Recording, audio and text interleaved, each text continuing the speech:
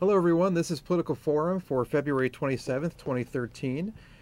Thank you for joining us today. Our guest will be Alderman Harris from the 8th Ward. Alderman, thank you for joining us. Thank you for having me. I'm your host, Steve Nikotopoulos. Over the next 25 minutes, we're going to be going over a series of different topics. But you can change the show. If you want to call in and ask any questions, the number is on the screen. So feel free to call in anytime during the broadcast, 312-738-1060. Alderman, thanks for joining us. Thank you for having me. Absolutely. And so please let us know. So tell us a little bit about the 8th Ward. Where are you located Oh, at? we're a wonderful ward. The new northern boundaries are 71st Street, so roughly 71st to 103rd. Cottage on the west, and we're kind of zigging in and out on the south portion from Jeffrey down to Yakes and over and down Paxton on the north end. And then you've got this this funny skyway part right up here on top. Yeah, I've got that nice peak down at the north end of the ward. That's Stony Island down there that goes all the way down to 73rd Street. Okay. Now, tell me a little bit about the people of your ward. What's the general demographic that you have? We're a wonderful single-family community. That's why the ward is such a big community as compared to the 7th Ward, which is a very dense rental population. And so we're a single-family community. Wonderful people live there. I've got a great mix of retired folks that have been educators, that have been business owners from I have really rich, I'm a union-rich community, so I've got really a diverse group of people that live there and have made it their home for 30, 40, and almost 50 years now. Great, great.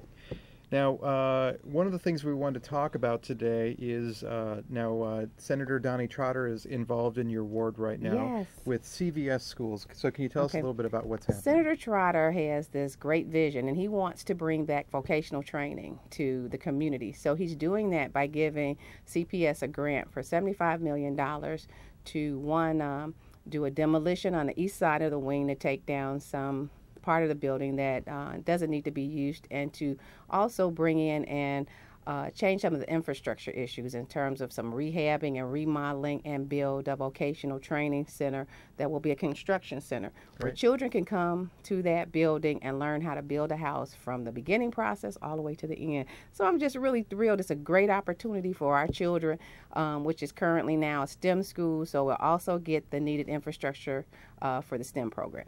So when people talk about getting construction contracts or open construction jobs, the key to getting into that line of work is having that vocational training where you understand. And again, part of that process and that program would be that the child could, at the end of the graduation period, possibly join with several unions. So they can be be involved with the carpentry program, electrical, bricklaying. There are just about 4 different unions that you'll be able to join. The kid will pretty much be able to decide which union he wants to be a part of. So it'll be a wonderful process. And again, Senator Trotter's bringing all the partners to the table to make this happen. That's great. That's great. So let me put this up again real quick for people to see. Is this information available on your website? It's on the website. Okay, so it's aldermanmichelleharris.net? .net. Perfect. Okay, and then now I know that you also have a brand new park in your ward. I'm really thrilled. Along with a brand new high school who's been open 2 years, part of that process was to relocate the park.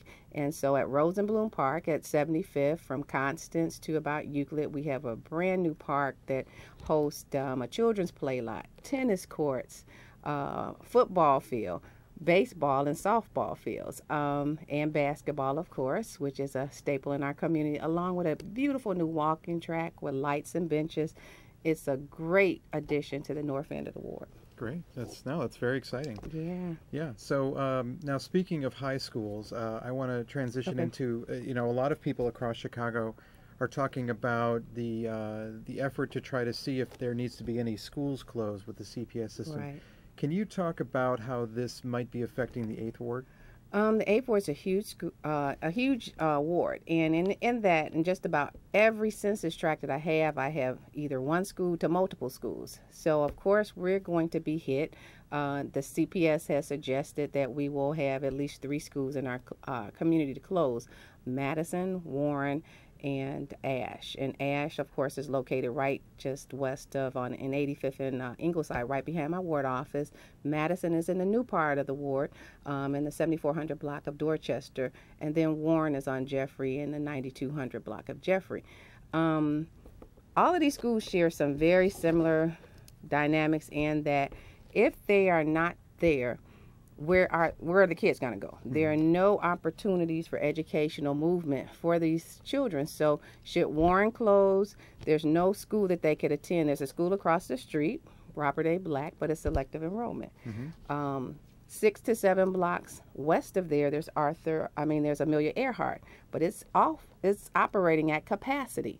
So the kids can't go there. There is no school to the east that they can go to. Buckingham is actually a school that's a special ed, a special needs school. So there's no population for the Warren kids to go to.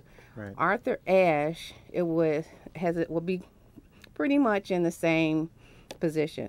Ashe doesn't have anywhere for those children to go. They can't go on the viaduct to Avalon Park. It would create a safety issue for those children in terms of safe passage. They can't cross 87th Street. Safe passage begins, and they can't cross Cottage to go to school. So these kids have nowhere to go. So should a school be closed, there's a number of litany of issues that exist. That where will these children go if they close down those buildings? So my whole thing is that we've got to make sure that the children are safe. We can't just pack them up and say, oh, gee, we know that the school needs to be closed. And in many cases, in my Arthur Ashe's case, they've shown significant growth from 2008 to the present in terms of their ISTATs and an increase in ISTATs. So just we're working really hard with CPS. I imagine you must be having a back and forth dialogue considering all these different elements that you have to factor about how far kids have to go or across what major roadways. And what would be the plan should that child have to go? And so it's my position that we don't need to even get there. Right. And that we will work with CPS to make sure that our schools stay open. Our children need to have the opportunity to stay in their communities and feel safe and to be with teachers that love and care for them. And a lot of these kids love their teachers. They feel safe, they feel connected, and they love the environment that they're in. So I'd hate to have to move children to another brand new building. Well, it sounds like you're on top of it, though, so I know that the people in the 8th Ward can depend on you. Yes, they can. Okay, well, let's go ahead and open this up to you, the audience. We have a call coming in. Hello, caller. What's your question? Hi, Alderman. Hi. I wanted to know, what is the process of reporting and getting potholes fixed? Okay, if you call my office, we have given to transportation grids. I've actually completed a grid for the entire ward where I had someone to drive through the ward and to pick up the addresses. But if you have something very specific, either you can give it to me tonight and I'll make sure the transportation has it tomorrow morning. And make sure you leave your name and number so I can follow up with you. But I'd be happy to take it, and you can call our office at 773-874-3300. And Barbara Williams will be happy to take that call. But if you give it to me now, we certainly can call transportation and make shere that they get it taken care of. That's great, especially with the snow plowing. With the snow plowing. Yeah. I would like to wait until the streets are dry. When they drop it in, when it's wet, it just doesn't stick. It'll pop out almost immediately. Yeah. So we need to wait a day or two after the snow, and I'll make sure that they fill that pothole. Great. Another call from the community. Hello, what's your question? Yeah, another question about the possibility of schools being closed. I was wondering, what are they even going to do with the old school buildings and stuff? Are they just going to sell them to charter schools? And sort of how do you feel about that issue? It's my understanding that CPS doesn't, when one school leaves or should another school leave, I don't think the CPS has the ability to come right back in and put a charter school in that space. And you will see probably significant pushback from everybody who's losing a school, that they would not want to see it replaced with a charter school. It kind of defeats the purpose of saying that there's a reduction needed in terms of population, and then you add another population there. So I think that you'll see significant pushback on that kind of idea. You won't see anybody's willingness to accept a charter in a school that's been closed. It's an interesting question I have, actually. Okay.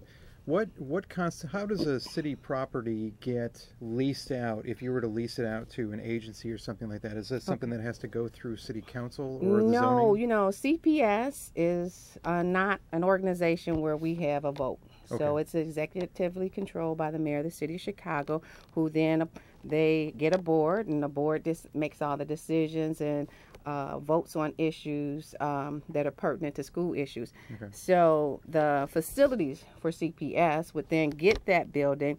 They would decide and market based on location of the building some of what they feel are the best uses, with input from the local official where the building actually sits. So I'm sure there'll be great dialogue with any alderman that's going to have a school closed about what they feel could be a use for a property at CPS. So I think it'll be great dialogue on whatever schools are left or that are actually going to stay on the closing list. Great, thank you. We have another call from the community here. Hello, caller. What's your question? Good evening. Good evening. My question is pertaining to privacy in terms of how license plates are being scanned and how that information is being retained. Like other counties is dealing with that particular situation where people are going to be concerned about law enforcement keeping that information where they know where people work or go for recreation. Is that policy going to be dealt with in the city of Chicago? I don't think that would be an issue for us because the state license plates, of course, are issued by the state of Illinois. So I think that it probably would be best handled at the state level where state reps and state senators sit, where they would be addressing issues that relate to the fraudulent stealing of plates. And I know that the big thing out there, people steal stickers, your little orange or yellow sticker or silver sticker that you get, which is great. People just steal them and put them on another car. So, I mean, I think with issues of fraud as it relates, that would be Lisa Madigan's office that would deal with that issue and then create a bill that then would go to the state reps, the House of Reps, and then, of course, to the Senate. Okay. Now let me talk a little bit about the committees that you sit on. You Yes. sit on a number of different committees. One of them is the zoning committee that I just asked you a little bit about. But can you tell me about how do you handle so many different committees? How do you juggle the community and running and being on so many different committees at the same time? Well, if you've noticed lately, the media's been keeping up with whether we're attending these committees or not. And so I have sit on 7 committees, and it's quite a challenge to make it to all those committee meetings. But certainly you want to be there so that you know the issues, you know what's happening citywide. As you mentioned, I sit on zoning. Zoning is the quasi construction committee, if I put it like that. When you go to zoning, you're going to hear about every project that's happening across the city of Chicago. And it becomes so informative to see what other communities are doing, how other communities are growing, what kind of projects are happening on other communities. And you're really on the front end of some really beautiful projecting, like on the 7th Ward project that sits on the lake, the USX property. And there are a number of new projects that are happening across the ward, and you can see growth and potential, but it's also a sign that the city's coming back. So whenever you see new construction and you see all these projects happening, it becomes a great indicator of growth for the entire city. So I'm really kind of excited to see a lot of the construction projects coming back across the city, because it means that we're finally kind of getting out of that rut and we're going to see some movement, and that unions will actually benefit from it in terms of construction projects I've across heard the that city. time and time again. When you see the construction come back, that's when you know the economy's turning around. So that's great. Looks like we have another caller from the community. Hello, caller. What's your question? Hi, Alderman. Thank you for taking my phone call. How are you? I'm doing great. I'm glad to hear that growth and construction is coming back into the community, but I'm just curious, what advice do you have for homeowners who are facing foreclosure? There are a number of programs out there that the feds have, that the state has, that address foreclosure, and it goes from counseling to financial programs that actually will help you if you're a month or two behind. The state has a program if you're a month or two behind in your mortgage that will help you. So I would urge you can call my office at 773-874-3300. We'll be happy to give you. In my own ward, I have Don Weber, who actually does foreclosure programs and seminars to help homeowners who are in trouble. We ask you to come to us before you get there, before you get to the foreclosure process. It's so easy, much easier to help you than you're actually in the foreclosure process. It's so difficult to stop that legal process. But so if you're at anywhere time before you're actually foreclosed on, to come and we can get you into a number of wonderful programs that exist on the market in terms of, they go from everywhere from modifications to, again, financial assistance to help you. There are criteria that you have to meet, but there are really some great programs out there. And again, call my office 773-874-3300 and ask for Barbara, and she'll be happy to share that information with you. That's great. Let me put your information up here real quick again. So the 8th Ward office is located at 8539 South Cottage Grove. The phone number is 773-874-3300. And of course, your website is aldermanmichelleharris.net. And of course, we're pushing a lot of work toward Barbara tonight. Yeah, we're gonna work Barbara and make sure she's busy. That's great. Okay, we have another call coming in. Hello, caller. What's your question? Hi. Hello. Hi. Hello. Hi. Yes. How you doing, Alderman? I'm fine. How are you? Yes. I'm a resident of the 8th Ward in the Burnside community. Yes, sir. And, you were stating that a park has been built, or renovated or whatever there on the north end of the 8th Ward. What do we have in store as far as recreation for the kids here in the 8th Ward?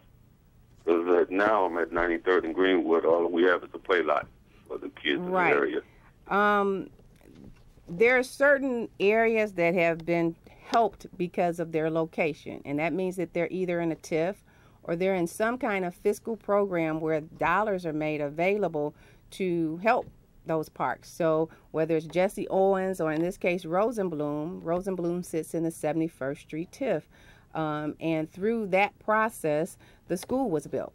And so as a result, I now pay for the new South Shore High School through the 5 TIFs to touch my community through the Modern Schools program. As a result of that whole construction process, we actually tore the park up because we took the front end of the park. And so we made a deal and told the park district that we would do a land swap and give them land back. So subsequently, we got a brand new park because the park was torn up during the construction process. Again, this was able to happen because it sits in a TIF. And the TIF was created some maybe almost 10 years ago down there by the Alderman of the 5th Ward, who drew in parts of the 8th Ward, and parts of that were drawn in, of course, were the business district. I have some manufacturing that's part of it, all of Stony Island, and parts of, in the 5th Ward, the 71st Street corridor. So these parks are able to get help because there's a financial assistance that sits there for them in terms of a TIF. It makes it so much difficult because I actually have to fight, and I do mean fight, with the park district to fund programs. The average D facility, which Jesse Owens Park has a D facility, a brand new D facility, at the time of construction was $10 million. So I have to figure out how to fund and get the park district to agree to do a $10 million construction project, and their whole budget for construction for the entire city is $30 million. So there's a lot of dialogue that happens, including partnerships and commitments from other people, whether it's state government, who's bankrupt right now, to help and come in and be our partners to pull this together. Part of what I need the community to do is to go to the park district community meetings and get on that list and say, gee, we need a new D facility, so that it's not the crazy alderman in the 8th Ward saying, gee, I want a new facility. I don't know how you're going to fund it, but I want a new facility. So I need support from the community in terms of going down to the park district meetings and getting on that list.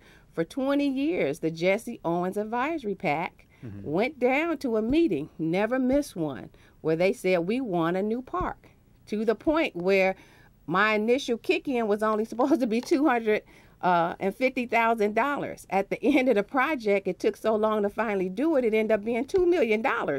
So as we talk about dollars, none of these projects could actually exist if the TIF didn't exist. Yeah. And so the problem I have with the 93rd and Greenwood is that there's no dollars attached to that in there, that the TIF doesn't wrap around it and touch that park. So it makes it so difficult for me fiscally to get projecting. And so I have asked for projecting for that park, and I'm working on it, but I need more community input.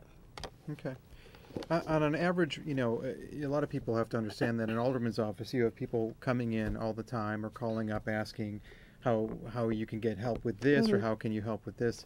What are parks the most common thing that people ask for? What's a common thing that people come into the office and they want to talk to you about? Everybody in my ward wants new streetlights. New streetlights. New streetlights. So yeah. if I can say that it's a request that I hear and is echoed every day, is I want those beautiful new streetlights. And I could tell you that we get $1.3 million. The city requires menu money that we do lighting in 2-block increments. Currently, it costs me $144,000 to do 2 blocks of lighting. Right. And I have an older ward. The streets are falling apart, and the sidewalks are falling apart, and the curbing, the infrastructure is just bad. Yeah. And so it makes it quite difficult to improve the infrastructure when I'm doing the lighting programs. But I could tell you, people will say, give me the lights. Then the next year they say, I want my street resurfaced. And so it's hard to double back because, again, I've got over 400 plus blocks that will probably never see a light.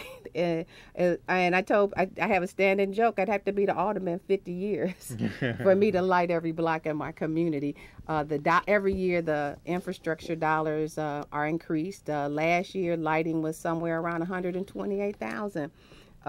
For 2 blocks. So now it's going up every year, and it makes it, as long as we're in the bad economic times and we're not getting enough revenues in, they won't increase those menu dollars. So it's been quite unfair because I just can't do as many blocks of light as I want to. This year I've had to reduce the number of lighting so that I could do I have about 20 streets that are just, you can't drive down them without a wheel alignment. So I've really tried to take some of the resources this year to address the infrastructure issues with street repair. So it's a real... It's a balancing. Yeah, okay. All right, looks like we have another call from the community here. Hello, caller. What's your question? Hi. Hello. Hello. Hi. Hi. I have a question. Getting back to the school closing. Yes. Those properties that have the potential of closing will soon be vacant. Is there a way where you can give some insight to the Board of Education that we need safe havens for our youth, so we can put those buildings back up, or for them to provide recreation and life skills type of programs for those areas? Okay. Safe havens for children. Safe havens for children. I will be happy to fight for that, and I have no problem fighting for the opportunity for our children to have another place to go. In some communities, and I'll use Burnside, where there's not a park facility inside that community, and the closest park makes it pretty dangerous for those children to cross Cottage and go to Thule Park. Should a facility become available, to talk about community partnerships, but it'll have to be a social service agency that comes in to agree, because you'll have to sign a lease with with CPS to manage and take care of the properties, and some of those properties are probably going to be so big, and so I think there'll be a long list, but I'll be happy to tell CPS that some of the schools should be turned into safe havens for children, and to figure out where we can relocate maybe some of the social service programs to put them in communities of need where there aren't children, and the children don't have programs or parks where they're safe. So thank you so much. I'll be happy to do that. And now we're in our last minute of the show here, so I want to thank you again for taking the time to come into Political Forum and thank you for that. having me. We appreciate I've enjoyed it tonight. Thank you so much. And I want to remind everybody how they can contact you. Now, of course, there's the office itself. The number there is 773-874-3300. And then, of course, aldermanmichelleharris.net is the website. Now, Alderman Michelle Harris is also what you'll type in to get you on your Facebook account. Yes. And also on your Google+, you are just Alderman Harris. And then if you want to look you up on Twitter, you're at Alderman Harris And so people, there's a lot of different ways people can contact you with social media. So, and I thank you and appreciate the opportunity to be here tonight. Yeah. And thank you for watching. This has been Political Forum, and we'll be back next week with another episode. This is brought to you as a community service by CAN TV Chicago. And thank you, Sylvia, for helping us with phones tonight. Thank you, Sylvia. All right. Have a good night.